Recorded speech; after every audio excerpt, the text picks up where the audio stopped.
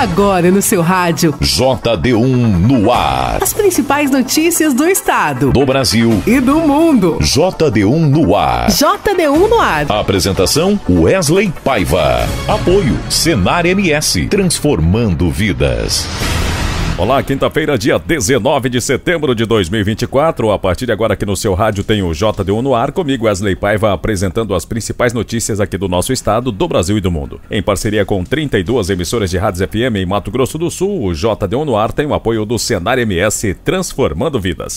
Está no ar. JD1 no ar. JD1 no ar. Calorão volta com tudo e Mato Grosso do Sul terá máximas próximas aos 40 graus nesta quinta-feira. JD1 no ar. Previsão do tempo. Mato Grosso do Sul entra definitivamente de novo na fase de onda extrema de calor e após alguns dias de manhãs amenas, as temperaturas amanhecem altas e se elevam com o passar das horas nesta quinta-feira, dia 19. Com previsão de sol em maior parte do dia, o Centec Centro de Monitoramento do Tempo e do Clima explica que a situação climática é influenciada pelo sistema de alta pressão que traz calor e umidade baixa ao estado. Os índices de umidade relativa do ar também estão preocupantes, variando entre 10% e 30%. Por isso, é fundamental que a população mantenha-se hidratada, evite exposição ao sol nos horários mais quentes e umidifique os ambientes. As temperaturas mínimas previstas são de 16 a 20 graus nas regiões sul, sudeste e leste. No Pantanal e sudoeste, os termômetros devem registrar mínimas de 25 a 28 graus e máximas de 35 a 40 graus. Nas regiões do Bolsão e norte, as mínimas devem ficar entre 19 e 25 graus, com máximas avançando entre 36 e 40 graus, conforme a previsão. Em Campo Grande, as temperaturas mínimas variam entre 21 e 24 graus, com máximas entre 33 e 36 graus. JD1 no ar. Agro. E agora vamos conferir as principais cotações que movimentam o nosso mercado agropecuário. Começando com a carne bovina, que teve um aumento de ontem para hoje. A arroba do boi gordo está cotado a R$ 254. A cotação da arroba da vaca gorda hoje é de R$ 239,50. O milho seco saca 60 quilos cotado a R$ 50 e a soja em grão saca 60 quilos cotado a R$ 129,50. Essas foram as principais cotações do mercado agropecuário de hoje, quinta-feira, com destaque para o aumento da carne bovina. JD1 no ar. Notícias. A capital do estado, Campo Grande, continua enfrentando o aumento no número de casos de gastroenterite. Dados recentes indicam que de 2 a 7 de setembro, as 9 UPAs da cidade registraram 3.107 atendimentos, um aumento considerável em relação aos 1.207 atendimentos no mesmo período do ano passado. Na última semana, de 8 a 15 de setembro, o número de atendimentos subiu para 3.697, com 509 novos pacientes buscando atendimento. A CESAL, Secretaria Municipal de Saúde da capital, alerta que, desde o início de 2024, foram registrados 71.737 casos de gastroenterite em Campo Grande, superando os 51.425 casos registrados em todo o ano de 2023.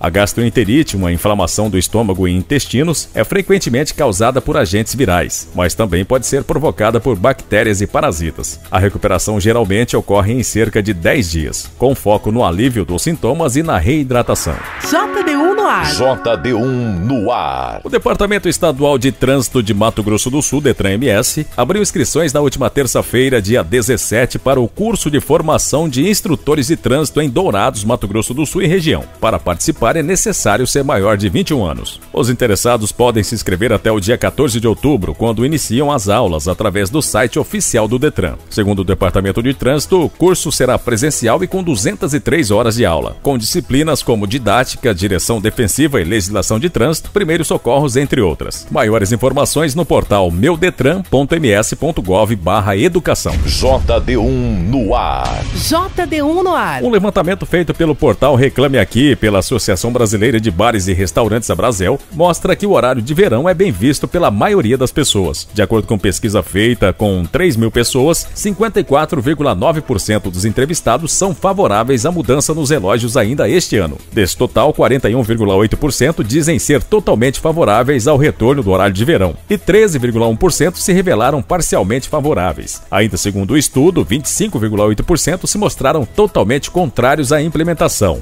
17% veem com indiferença a mudança e 2,2% são parcialmente contrários. JD1 no ar. Associados à Associação Brasileira de Bares e Restaurantes de Mato Grosso do Sul, a Abrazel, podem se inscrever para o Festival Bar em Bar, um brinde aos melhores momentos. As inscrições vão até o dia 16 de outubro. Os estabelecimentos que ainda não são associados e querem participar devem primeiro se associar à instituição e em seguida se inscrever. As inscrições podem ser realizadas no site conteúdo.ms.abrazel.com.br. O festival acontece de 31 de outubro a 30 de novembro e será promovido pela Abrazel para celebrar a gastronomia dos bares e botecos em todo o país. E em 2024, os estabelecimentos poderão destacar suas melhores criações e atrair novos clientes por meio de ampla divulgação nos diferentes veículos e redes sociais realizadas pela entidade. JD1 no ar. O ministro Alexandre de Moraes do Supremo Tribunal Federal, STF, determinou nesta quarta-feira, dia 18, diligências para apurar as causas de o X, antigo Twitter, estar de volta ativa no Brasil e deve aguardar um relatório da Agência Brasileira de Comunicações, Anatel, antes de tomar uma decisão judicial. Até o momento, a Anatel ainda não comunicou oficialmente Moraes sobre o fato. Segundo o portal de notícias UOL, a agência deve enviar um relatório ao STF para informar a situação, e somente após o recebimento do documento que deverá tomar providências. Bloqueado em 30 de agosto, a empresa de Elon Musk usou tecnicalidades conforme explicado para voltar a ficar disponível no Brasil. Quer saber como duas letrinhas viram notícias no seu WhatsApp? Facinho, facinho. É só mandar um simples oi para o JD1 981 35 98 88. Nossa, até o nome é fácil de lembrar. Cadastre 981 35 98 88 no seu WhatsApp e escreva apenas Oi. As principais notícias de Mato Grosso do Sul, do Brasil e do mundo bem aí, na palma da sua mão. Deu oi, virou notícia. JD1Noticias.com JD1Noticias.com JD1Noticias.com. A notícia no seu celular. E agora da nossa central de jornalismo, a repórter Sara Chaves tem mais notícias que estão em destaque no portal JD1. Olá, ouvintes do JD1 no ar. Um motorista de aplicativo de 47 anos foi esfaqueado durante uma briga no trânsito com um motociclista na noite de ontem na região do Jardim Canguru, em Campo Grande. Conforme as informações do boletim de ocorrência, o motorista trafegava pela Avenida Guaicurus e foi fechado pelo motociclista, o que gerou o início da discussão. O suspeito ainda quebrou o retrovisor do carro e desferiu socos na janela do veículo. Quando a vítima saiu do carro, os dois entraram em luta corporal até o motoboy sacar uma faca e atingir a perna do motorista, fugindo em seguida. Ainda segundo o registro, o motorista de aplicativo procurou atendimento médico na unidade de saúde do bairro Copa Vila, onde relatou o caso para a Polícia Militar. A vítima não corre risco de morte e o caso foi registrado como lesão corporal dolosa na DEPAC de Campo Grande. E Jamil Nome Filho e mais 3 foram condenados juntos a 41 anos de prisão pela morte de Marcel Colombo, conhecido como Playboy da Mansão.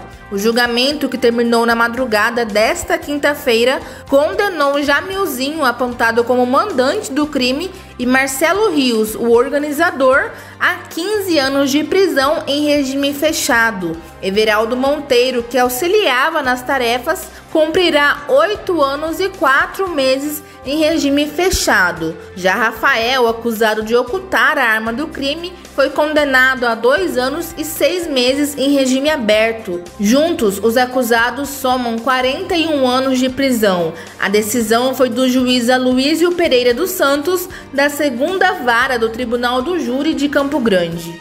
A Polícia Federal realizou ontem a operação que investiga a coação de eleitores no município de Nioaque. Segundo a Polícia Federal, foram cumpridos 2 mandados de busca e apreensão na sede do programa Mais Social, pois um servidor do governo estaria ameaçando cancelar benefícios sociais de eleitores que não votassem em determinado candidato. Para a reportagem do Investiga MS, o prefeito Valdir Couto, do PSDB, que tem como candidato o sucessor Dr. Juliano, respondeu que a polícia não esteve na prefeitura e que não tem conhecimento do teor dos fatos. Sara Chaves para o JD1 no ar. Você está ouvindo? JD1 no ar. Apoio Senar MS, transformando vidas. Vamos ouvir agora aqui no JD1 no ar o informativo diário do Senar MS. Você que está aí ouvindo já participou de algum curso técnico do Senar MS?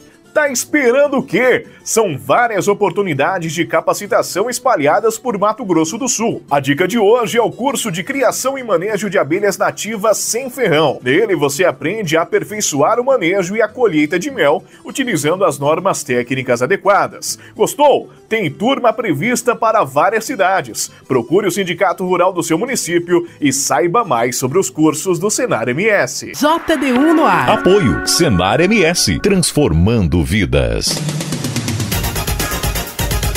O turismo nacional segue em expansão. O país recebeu de janeiro a julho desse ano mais de 4 milhões de visitantes estrangeiros, 10% a mais que no mesmo período do ano passado. O turismo interno também segue em expansão. Ano passado foram mais de 20 milhões de brasileiros viajando dentro do país. E para continuar alavancando o turismo no Brasil, foi sancionada ontem a nova lei geral para o setor. Os detalhes na reportagem de Gabriela Noronha. O debate sobre a nova lei geral do turismo, sancionada nesta quarta-feira, envolveu o governo federal, legislativo, setor privado e sociedade. Entre as novidades está a obrigatoriedade do cadastramento de serviços turísticos oferecidos pela internet no Cadastur, plataforma do governo federal. A ideia é proteger o consumidor e evitar golpes online. Outro avanço é que agora produtores rurais e agricultores familiares podem ser reconhecidos como prestadores de serviços turísticos. A lei autoriza ainda a manufatura e comercialização da produção, garantindo uma renda extra sem que o trabalhador perca a condição de produtor rural.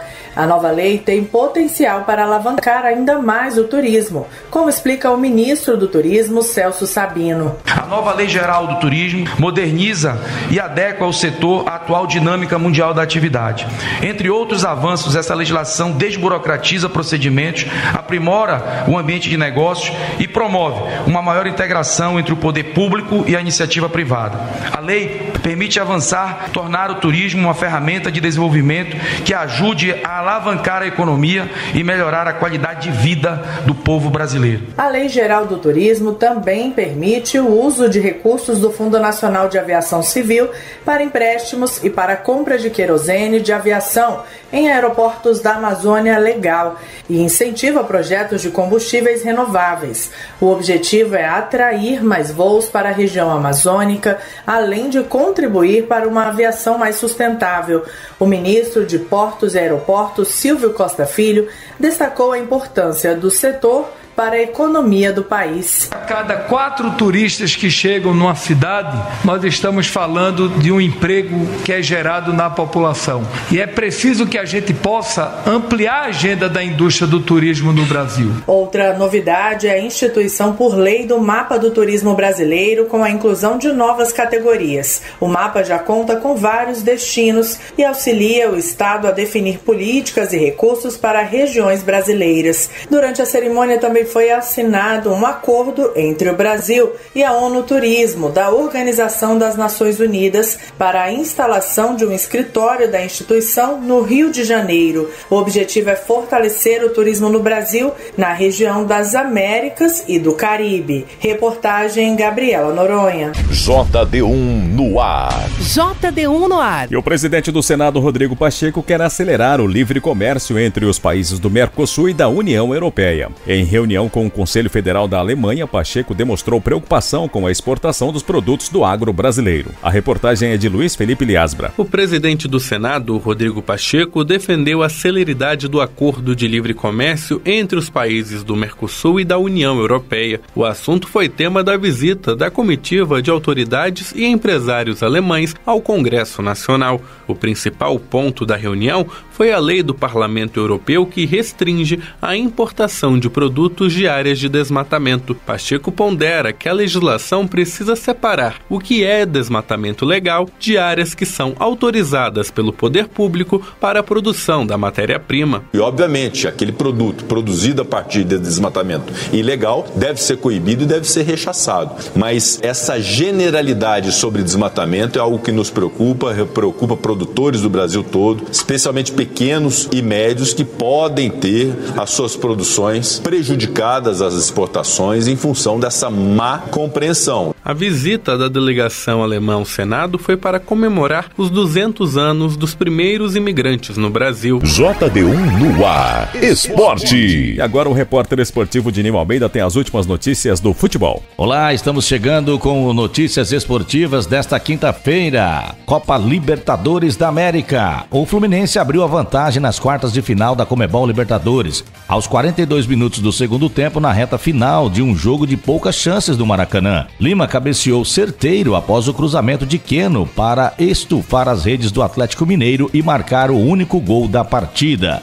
O Fluminense carrega a vantagem do empate para o duelo na Arena MRV na próxima quarta-feira em Belo Horizonte. O Atlético Mineiro precisa vencer por 2 gols de diferença para avançar à semifinal da Libertadores. Uma vitória do Galo por 1 gol leva a decisão aos pênaltis. Antes disso, pelo Brasileirão, o tricolor encara o Botafogo no sábado. Já no domingo, o Atlético recebe o Bragantino.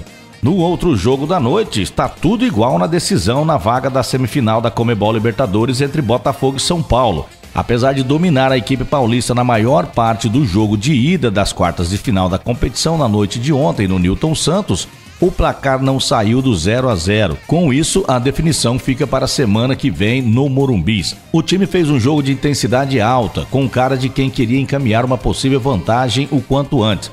Assim, dominou as ações do primeiro tempo, finalizou 23 vezes no total, mas não conseguiu converter o volume ofensivo em gols. A bola parou na trave 2 vezes e o São Paulo reagiu no segundo tempo, o que dificultou os caminhos para que os cariocas colocassem um pé na próxima fase. Agora a decisão será nos 90 minutos restantes no Morumbis, em São Paulo, na próxima quarta-feira. Se conseguir manter o que fez no primeiro tempo e acertar a meta nas oportunidades criadas, que foram 23, como eu disse, tem grande chance de vencer o time paulista longe de casa, mas antes ainda tem o clássico importante pela manutenção da liderança do Brasileirão contra o Fluminense no sábado no Maracanã. E hoje tem Flamengo e Peñarol às 18 horas, horário de Mato Grosso do Sul, no Maracanã.